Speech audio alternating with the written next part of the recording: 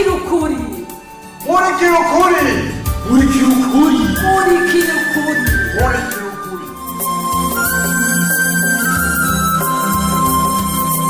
ubuheruka muri murikira ukuri. Kwine ibi ni biki sigurira ndagusavye Kwine ndaba siwe ndiko ndabwira ibi ni biki isi test de grossesse urankanze sabwe en plus nta nico bikubwiye Kwine iyi ni yande Vyahavuye bigenda gute?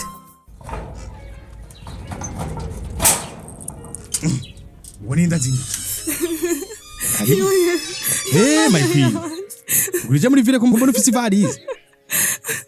aje ndafashe vile yanyuma nje ngano kuri simva Sa? Queen, jenga. Nani biki kuri kurari? byibwire nawe mbe toto ko ugarakaye ndakubwiye ko nje ngaho Reka shaka imbwira reka gufina. Uri kuri twa ni iki? Ari se akwirukanye? ahubwo wereka gufina kandi bikomeye erega sheri je ndafise Oya. ati oya ni Ibyo ukavuga ni biki? Utufise iki Queen? Mon Dieu. umva mfise inda yawe kutavyumva ahana na kimwe cumvikana wumva ahubwo nyene nyereka umpanga ibintu Upanga ibintu he? Amunzi wanje. ayi wawe nyene mbeho ivyo wakoze ntavyuzi ugira akane kinda hatari kwabaho Oya Queen. Yakutuzi imbwira neza. Urisire kufise inda? toto reka kunduhisha sha hazi dukungene nimeredeje urumva waza reko ndiko ndigirisha mu nsanze Umviriza. Basi genda tuza kuvugana ku mugoroba mvuye ku kazi. nukuri simva Ego. utingira gute rero Wegenda turasubira. ngende sha ingenda hehe hoho basi haha to ndagusavye ntunkoroge Buragenda muri ndaza kurondera. simva nakubwiye Shakwini genda ciri reka tuza kuvugana hanyuma. umviriza reba sitube clear aha nashitse naho wose arinze usisubira kwisohoka urabona kazi mudahakana ko twaryamanye basi Ego ivyo sindabihakana. Mbwa kuma ngaha nibindi gute igihe wamendahenda ntiwazanye ngaho aha rero ushaka ko ndasohoke so nayitwariye oya umviriza ntibikunda kuma ngaha kubera madame wanje ashobora kuza umwanya wari wose sa uti ndashobora kuza madame wanje wait gato nsubiramwe madame wanje ashobora kuza umwanya wose nabikubwiye toto donc urafise umugore none yesu we mana yanje we ndamufise nyine gusa sinebwara umwanya wo kubikubwiye yo ndagowe mana yanje n'ubuhoje bimeze gute toto ujya bwose wamenda wari ufise umugore kwera yo yesu uyashaka ureka kurira vuba ntugirwa turi kumwe nzogufasha byose gusa ubishitse mu gihe najewe norohewe urabibona ivyo uzomfasha byose uzobimfashiriza ntibishoboka oya nukuri nanje simva umva naho wosara sisubira kwa tante wapi ico nigikunda ndakubwiye umviza basi reka ndakundira itike uje iwanyu muri ville umviriza basi reka ndakundira itike uje iwanyu muri ville atanu urabimenya mbega ushaka kunyikuraho iyi nda sishobora kwijana iwacu naho usara nukuri nakubwiye je simva Queen Ano kuri ngahani bikunda. Ahani bikunda kuhaguma. Kubera? Nakubwiye ko ufise umugore. Ivyo ni ivyawe sha. Urazi kuri umupolisi anaho wosora urusoro simva mvuya. Shaka kwamagana abagenzi ba simva. Ndakwinginze bisa mukasha nakiri. Simva nakubwiye. Ibi ndiko ndavuga navyo wumva. Simva ha. Sohoka. Yego. Je nibaza yuko usa. Oya ahubwo bajya bari bamfunze. Uri kuri normal. Oya Jesse ntabona ningene bameze.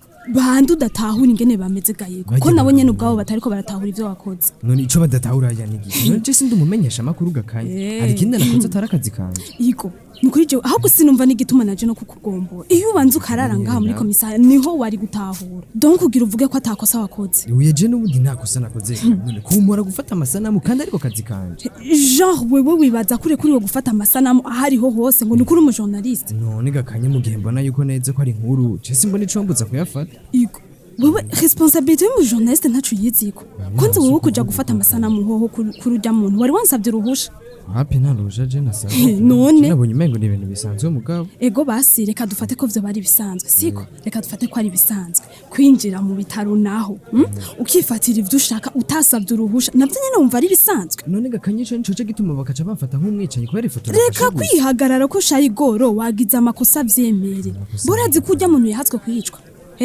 we ni wabonye ko hari abapolisi ahubwo naje vyari vyancanzwe none Igo tahura shaho kurya mugwaye afise amakuru y'ivyerekeye inyurutswa ry'ubwato none wowe ntuca wumva ko ategerezwa kuba protege shakanye kabisa arakingiwe kure ndavye ingere bamburuse babonye ko akapare kanje reka nawe rero wagomba utangure kwerekana amasanamu yo kuri Canyon TV oya je nashaka mbe ndafata gusa amafoto twagumane tu yikubwira nk'ubu utanga uruhusha kuko tuje tuba bambere mu gupublic ariko wiwe gama Igor uko gutanganwa kwawe wewe kuzogukwegerana ama nakubwiye mbeho uko ikije utabanje kumbatsa shakanye vrem je mbabarire kwera mbabarire kabisa kuko je nagize exedo zerekanye jaje nanditse ko ndikongora neza sha muga icoma kanye bakamenya abanye rusanga kuri kwa burya bwayo ndavyifuza vrem ntuzusubire mbe nubona ko wari kuba umukwegeye canke nawe nyene wikwegeye pore peti yangu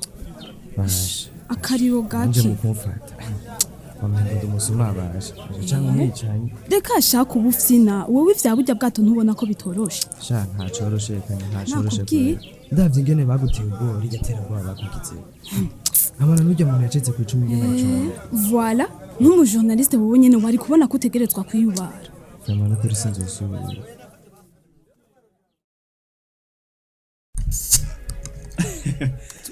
Sante shacondo. Sante kabisa. Urakoze kuri ndengereza. Gasome. Nanje akanyota kari kanyishimo. Soma mugenzi. Soma urazi ko nawe uhora uhantora. Mugenzi nico. Kari ndengereza kweri camenye. Bite bajama.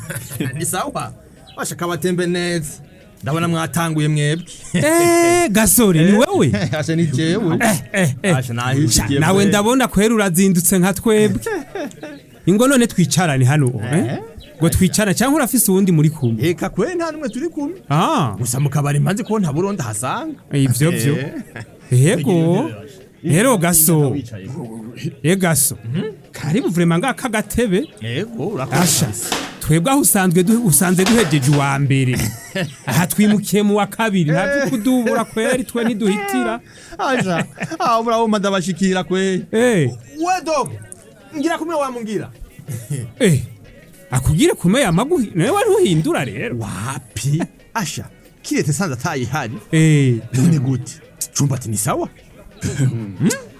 Ego ni sawa ndetse kunganya nawe we gusa mbeba sho bipimye gute aho usanga undusha nawe none man babazanira irindi cupa ndabona irya mbere muri hegeje shatu ko batuzanira irindi cupa aho warajye usanga twebwe dushobora kwiyongera we cumba reka kubishura ukanywa rero wa mugabo none atuguriye n'ingorane ari bisanzwe kiraza ko ari bisanzwe si bisanzwe reka adusanze turiko turanywa nukuvuga ko twaje twiteguye cumbati no bifate nabi je gusa nashaka ko dusangira gusa nta kindi aho uri kuhenda nderero ubu rero ko mwene wanyu gipe yakwegurira irya soko ucuza kutugara no nivyo navyo bike cumbati oya reka twinywera icupa aratuguriye nkuko natwe twumugurira ivyo nibaza ko ari bisanzwe gose jewe cumbati ndanga umuntu nkengera na gato aho nakindi ashatse kutwereka ashatse kutwereka ko atu no cumbati nawe bifashe kutariko n'ukuri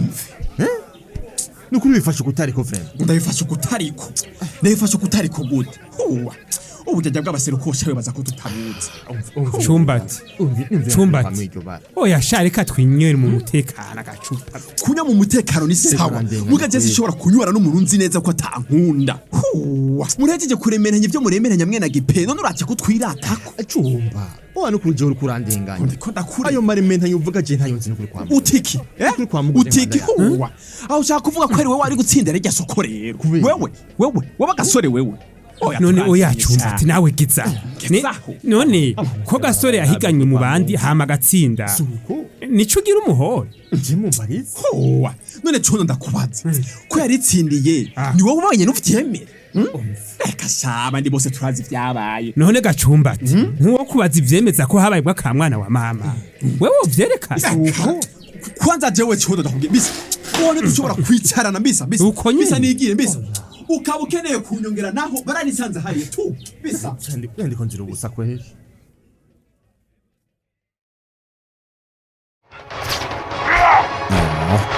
ndabuze na shene nimwe iyo biri mu biryoshe vraiment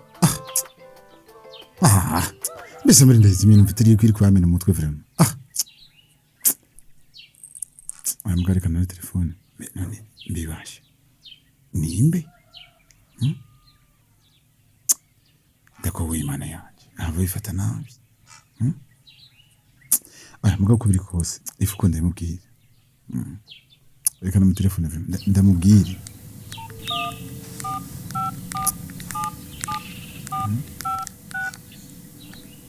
Allô? Allô, ugeze hehe? Urazi ko nariko ndiyumvira kugutelefona nanje? Wapishaje ndi home? Wanje guca muhira? Sinari kuri kuza ngaha direct. Wapi? Naciye nta direct. None kumenga ntumeze neza. Hoho kwanza kutashuhira. Oya shu, urazi ko ndagukunda fosana. Gusa nagomba ndagusaba imbabazi. Mbabazi katakusana rimwe wankoreye. Ubwo nyene numva uri bizarre. N'icishu umbwira ndagusavye wabaye iki? Oya ndagusabye imbabazi kubera ntaza gutora ko mdabyo abizi. Uti ntuza? Yego. Oya kwanza habaye iki none kuko udashaka kumbwira? No kuri shakanye. Numva ntameze neza. Nico gituma naciye nta. Turakwaye. Kutabimbiye basi. Uri narinzi ko biza guhera nkaza. Mugabo numva wapi vraiment. Okay, reka basinze kukuraba. Aho wasanga wanaremze mugani wiyumviye kuja kwa muganga. Oya sheri ntibiri guraza vraiment. Savare. No.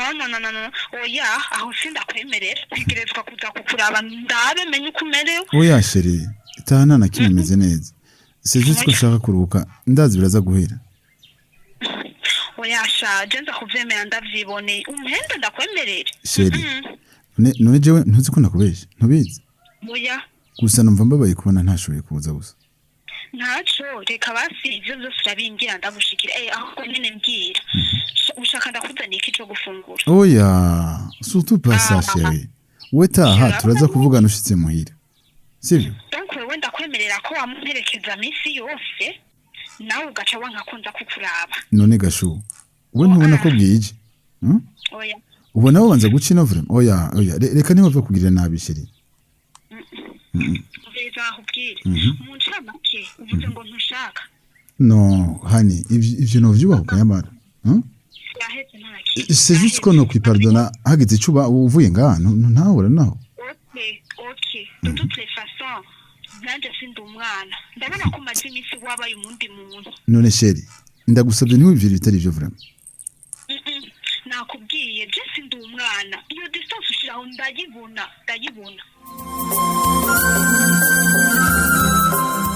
Sha, ivyo urukundo ntivyoroshe mu kurindira kumenya uko bizokurikira. Reka tube turabasomera intererano mwatanze mu gice giheruka. Ariko ngo dusanzwe tumenyereye, reka tubanze twibukanye akabazo kari kabajijwe. Mwumvirije ikiyago kiri hagati ya John na Funderi n'ikihe cigwa mukuyemwo. Intererano z'uno munsi reka tuzihere kuri Keni ava imwaro muri commune Gisozi ku mutumba wa Gweza. Yagize ati iyo nyifato ya Funderi siyo ati niyo guta mu rudubi. Ati ahubwo nuko John ariko habera umugabo. Ati cuno hanura Funderi nuko yoza arareka amacakubiri akabona ko abantu ari bamwe. Ati niho n'abanyarusangi bazosubiza hamwe bakabona ko ihorihori ibonye umuryango.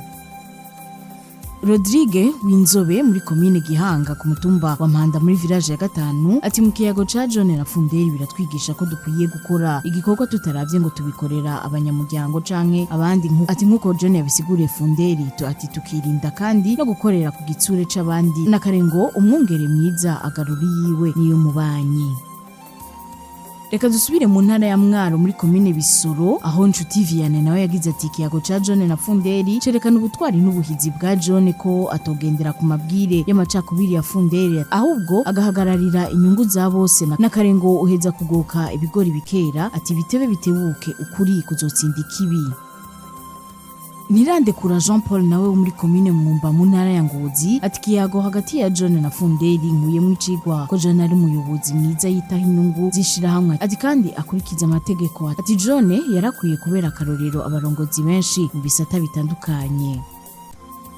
Reka ubu naho tuje mu ntara ya Cankuzo muri komine Cankuzo kuri barabara rya kabiri aho Savyimana Michel yagize ati icigwa nkuye mu kiyago ca John na Funderi ati nuko umuntu yokora ku nyungu za bose atavyo kwita ku muryango y'ucankuriya ati kandi tukiga gukora ku iterambere ya rusangi ati hamwe n'abene gihugu ataguhengama. Reka intererano z'uno munsi tuzirangirize kuri yaranyumviye James ava mu ntara ya Cibitoki yagize ati yumvirije ikiyago ca John na Funderi inyigisho nkuyemo nuko John aharanira ineza ya bose idashingiye ku kwikunda gufatiye ku macakubiri y'umugwi urimwo ati tugarutse kuri Funderi nawe ni umunyamacakubiri yo kwikunda no kwikekana arivyo bizana inzankano mu kibano ibandanje agira ati yaba bose bameze nka John igihugu cotunganye amahoro agasasagara ati kandi nta vy'ubwoko vyobaye mu bihugu ati kuko mu gihugu hari abene gihugu. Reka intererano z'uno munsi tuzigarukirize ngaha tubonereho n'akaryo ko gusaba imbabazi mwebwe mwese mwatwandikiye ariko tutashoboye gusoma ubutumwa bwanyu ni kubera ko akanya katubanye gato ubu naho niba mwatubasomera akabazo ku gice muje gukurikirana akabazo nakagakurikira mwumvirije ikiyago ca John Cumbati na Gasore mbega iyo nyifato ya Cumbati muyakiriye gute ndasubiramwo mwumvirije ikiyago ca John Cumbati hamwe na Gasore mbega iyo nyifato ya Cumbati muyakiriye gute akabazo murakumvise mukamufise umushikiriza ni mutwandikire kuri yani mumenyereye ariyo 61 ubusa 9 eka nabo wabifuza kwironkera igikino muri kiri kuri kundwi biciye ku muhora wa WhatsApp mutwandikire kuri nimero 61 ubusa 9 tuheze tugushire muri uwo mugwi mushobora kandi ndi kubandanya mudukurikirana ku rubuga rwacu ariko rwa Facebook imbere yo kurangiza reka twibukanye ko cagice c'amajana 869 muri rwa rukurikirana rw'igikino Murikira ukuri murakoze naho ubutaha. Cari gikino Murikira ukuri. Murikira ukuri ni misi yose ya mbere igihe cy'isaha 12 z'umugoroba no ku minsi ya gatatu igihe cy'isaha 12 z'umugoroba ku kimenyesha makuru shikiriza.